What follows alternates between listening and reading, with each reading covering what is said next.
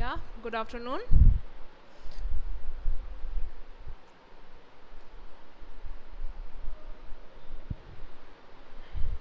All right. So today we will be doing page number 50 from your IT, page number 50. From page number 50 we will start today. So in my last class we have talked about what is called as an entrepreneur. So who is an entrepreneur? We have explained that a person who is setting up a business and scaling the profit, gradual profit. So that person is called an entrepreneur. We have been talking about the different characteristics of an entrepreneur, what are the characteristics feature of an entrepreneur, but we haven't completed that. So 4 more character we need to talk about, so that I will explain you today. So here we are getting to know that entrepreneur, being an entrepreneur, you have to be customer oriented. Means if you are setting up a business, obviously the business is going to run by you, but it will be run on whom? It's running on the customers. If the customers are not satisfied, if the customers are not happy with your service or with your things or with your production, then obviously they won't come back to you or they won't approach to you. In that way your business scale won't grow, your business scale will go down. So therefore whatever schemes and policies, whatever systems we are making in this entrepreneurship, we have to always keep in mind that the entrepreneur always need to be customer oriented, means customer's point of view. We always need to do things in the customer's point of view. Next, you have the person, the entrepreneur has to be a very passionate person. He must not be like dull and boring, like okay, like business is the thing, okay, let's start a business, okay, let's do this, okay, like let's see, if not happening then what to do. This is not being an entrepreneur. Entrepreneur means if you are interested in a certain field, like if you're interested in the softwares, if you're interested in the computers, then you should be passionate about it. You should be like very much determined and focused about what you want. There will be many drawbacks. Okay, the business line is like that. Sometimes it will grow, sometimes there will be no growth, sometimes the growth will be reduced. Many things can come up, but that must not break the spirit of yours when you have started. Okay, you need to keep on going on. That is the passion. That passionate character is needed for an entrepreneur. Next, they have to be excellent communicators. So here we are getting back to the communication skills. So communication is very important if you are going to be an entrepreneur. Means you have to know how to connect to people, how to understand people, in what way to talk to people, in what way to interact with people, the people working in your office as your team, or the people from outside, the customers, everyone, each and everyone. So the communication skills here is important. Next is, you need to have a leadership quality. Being leaders, they are always leaders. Now what is the character of a leader? People will always look for some people, some kind of person, one or two person in their life who can solve the problems. So in normally when you are in school, as you are having 4 different houses, so 4 different houses are having 2 different leaders. So I'm taking the example of Noreen, as Noreen was the ex-captain of Naidu House. So what Noreen's function was there in that regard? So she has to be the leader, she has to take the responsibility.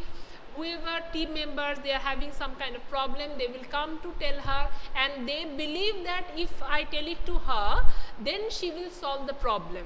Okay, so that is being a leader. Leader means you have to become a figure whom people can depend on, and whom people might have the confidence that if I'm having any kind of doubt or any kind of problem, I may come to that person and that person can solve. Not only that, you need to always have that quality, that you will be having the decision making quality. Okay, means you will have a proper judgment ability, not only just solving the problem, you have to have an organizing ability. That is being a leader. So an entrepreneur must be a leader first of all. Okay.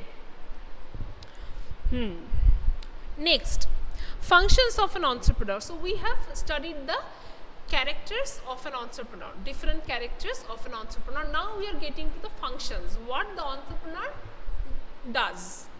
Okay, so entrepreneurs are mainly having three functions. First is the management function, means the managing capacity, what we have studied in the management skills.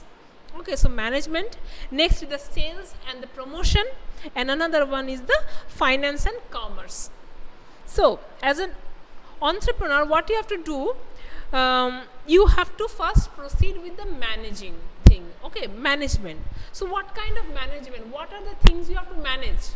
So in this regard, I may tell you that you have to manage each and everything, whatever is going on in your company, outside your company, within your company, with yourself, you have to manage everything. So you need to have that ability, you have to function in that field, the managing field. Now what are these managing fields? So there you have to predict. Okay, you have to predict means what? You have to think of the future, that if I am doing this at this time, then in future or within 2 months I am expecting this will happen. Okay, this way you have to think, means you have to use your brain in predicting about the coming up times, what is going to happen. So that is one part of managing. Next is you have to do, for managing is planning. Planning is very, very important. So you can't do without a planning. So planning also, it has to be done by you. You have to do, after planning, you have to do the organizing. Okay, you have to organize things, you have to coordinate things. Okay, means after organizing, you have the people working in your team.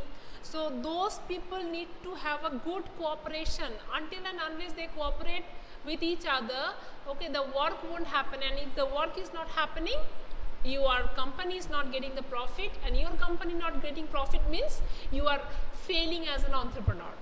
Okay, so you have to do the managing skill regarding others' cooperation. So planning at every level, including initiating the process, anticipating the risk, and identifying the resource. So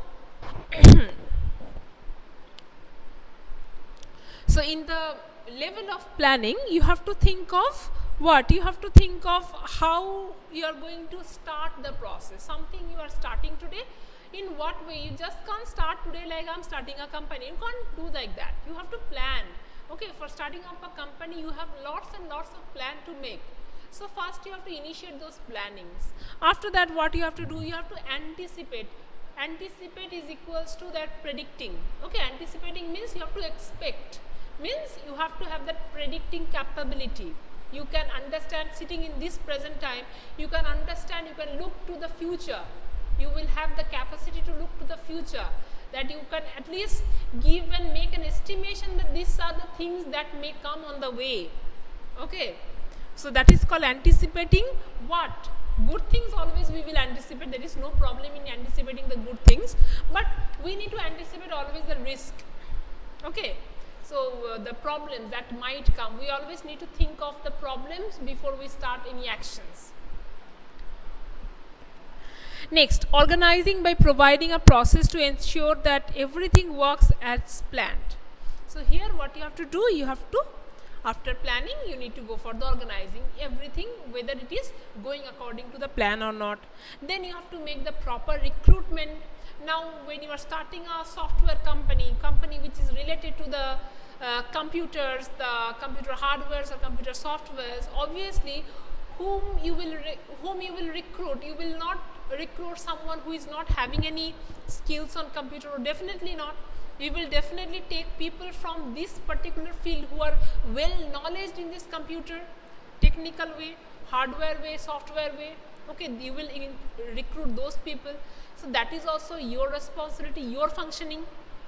Next, giving direction and guidance wherever needed by the team to keep the progress on track. So here being the leader means always keeping yourself up to date, always keeping yourself aware that what exactly your team is doing, how far your team has completed, how long time it will take. So you have to be active, you have to like supervise them all the time. Next, controlling the proceedings to keep them going as planned. The same thing, you have to control everything, you have to control the situation, you have to control all the process, whatever is going, so that it may never go out of track. It should be always like according to what you have planned. Okay, because after all that is the field that you have created with your own innovative idea, so there no one else is supposed to take away your plan to somewhere else. Okay, so you have to keep in check what is happening. That is the first function. The second function is the sales and the promotion. So as you are having the business, so obviously the main function of you as a businessman or a business woman is to take care of the sales and the promotions, because as the customers are buying from you, you are getting the money, you are making the profit, and making this profit, that is the main target, main intention of making up this company. Okay, you are not making up the company just for charity, right? So you are going to give the service in exchange of the revenue. So you need to plan how your sales are going to be, how you are going to make your sales.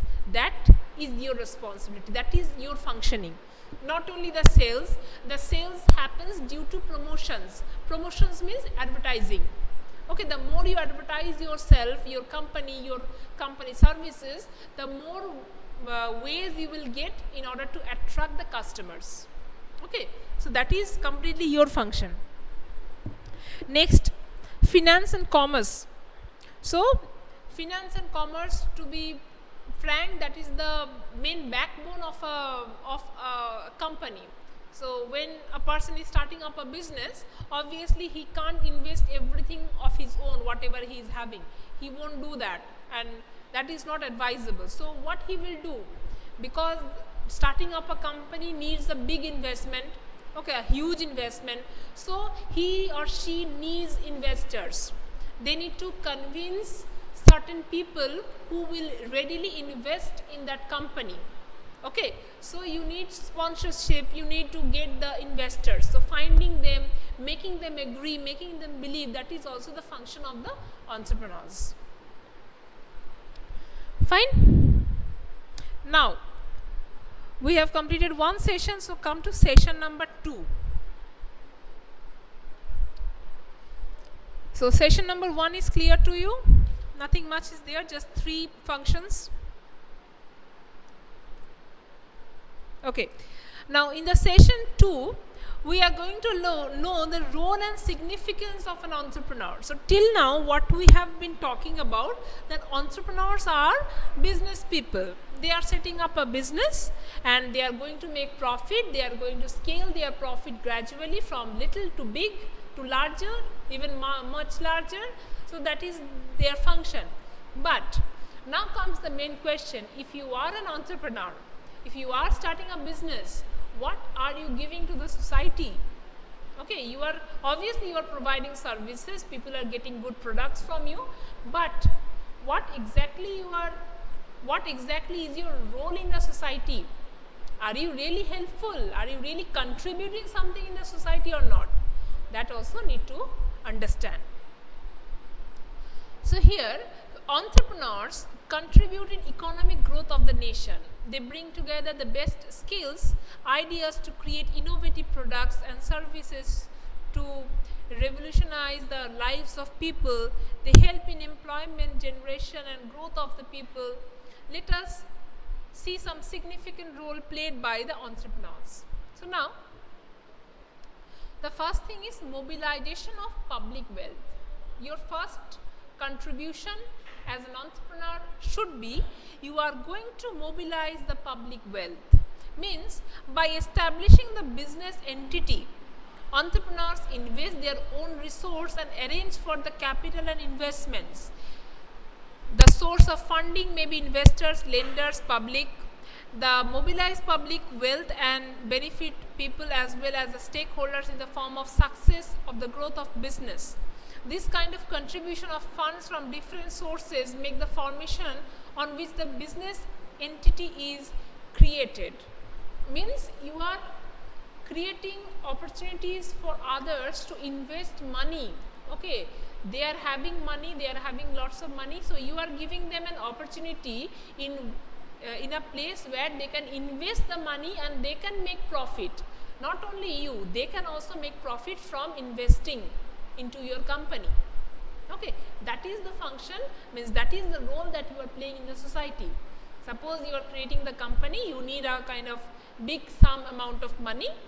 You are asking 4 to 5 investors that you are convincing them that you invest the money, you give me like 10 lakhs in this project. So within 2 years you will get double of it. So instead of 10 lakh you will get 20 lakhs. So obviously in that way he is actually increasing his own money.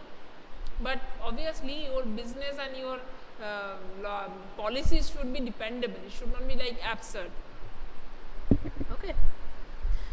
So that is called mobilization of public wealth. Next is creation of employment opportunity. So if you are starting up like a supermarket, if you are starting up a supermarket, you are going to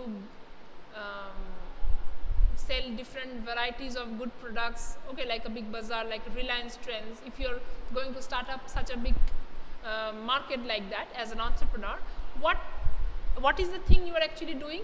You are creating opportunities to some jobless people. They can come and get recruited under that company. So you are creating job opportunities for them, means employment opportunities. Next, contribution to the industrial development. Now what is this? Suppose you are setting up an industry here in a, suppose you are setting up an industry in a remote village, a village which is lacking different sorts of things, like a proper road is not there, okay, proper electricity supply is not there, proper water is not there. But when you are really starting up a very important industry like the Tata Birla or like kind of any kind of motor automobile industry, if you are setting up such an industry in such a remote place of a village, then what will happen? Obviously, as you are setting up the industry, means you will need a proper road. So when that big investment is going on, obviously government or from the public sector initiative will be taken to make the road proper. So just because of your company, that remote village which was not having a proper road, they are getting the facility of having a proper road just because the industry is there. So they are getting a proper road. They will eventually they will get a good supply of electricity. Okay, a separate electricity board will be formed because of that industry. Okay, in the same way, lots of other economic growth will happen around that industry. Many people will start coming there and settling down. They will buy land, they will make market, they will flourish that place. So within a few years, that remote village would convert into a kind of town just because of that industry. So that is called, you are bringing industrial development. If your company is that big, then that will make the way for industrial development. Next is contribution to the economical growth. So economical growth means if you are setting up that industry, if you are making a big business, so obviously that results in the country's GDP. That will influence the country's GDP, means you are going to obviously from that company a good sum of money is going to be collected by the government as an income tax, means you are going to give an income tax from that, and that income tax is a good money, and that is going to add on to the money of the government.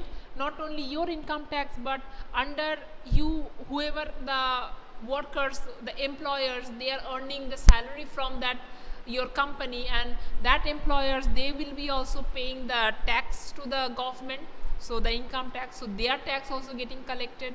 Okay, so ultimately the nation will be developing, the nation's economic growth will develop because of you. So that is another of your contribution. Next is enhancing living standards of people.